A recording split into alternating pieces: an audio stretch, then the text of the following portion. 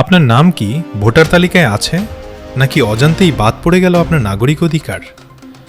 গত কয়েকদিন ধরে বাংলায় ভোটার তালিকা নিয়ে যে টানাপোড়েন চলছে তাতে এবার যোগ হলো এক নতুন মোড়। সুপ্রিম কোর্টের কড়া নির্দেশের পর এবার রাতারাতি চালু হয়ে গেল অনলাইন পোর্টাল, যেখানে আপনার নাম বাদ গেলে এখন সরাসরি অভিযোগ জানাতে পারবেন বিচারপতির কাছে।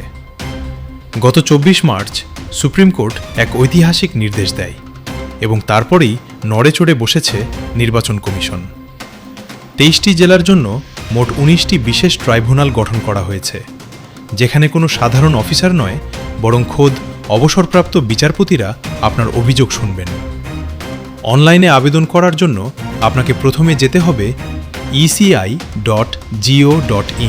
পোর্টালে।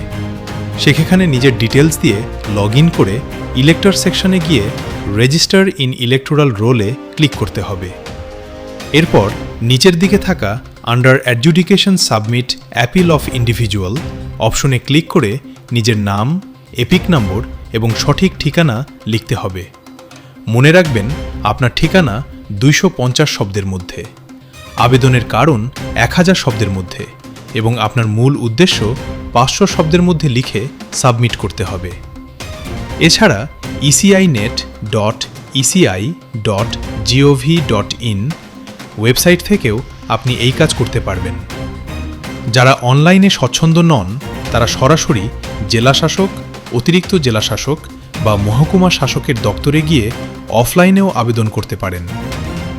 শনিবার গভীর রাতে প্রকাশিত তৃতীয় সাপ্লিমেন্টারি লিস্টে প্রায় ২,১০,০০০ মানুষের নাম থাকলেও ঠিক কত মানুষের নাম তালিকা থেকে বাদ পড়ল সে বিষয়ে নির্বাচন কমিশন এখনও রহস্য বজায় রেখেছে।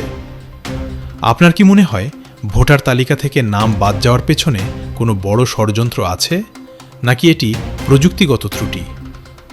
আপনার মতামত কমেন্টে জানান এবং ভিডিওটি শেয়ার করে অন্যদের সচেতন করুন। আর সাবস্ক্রাইব করতে ভুলবেন না।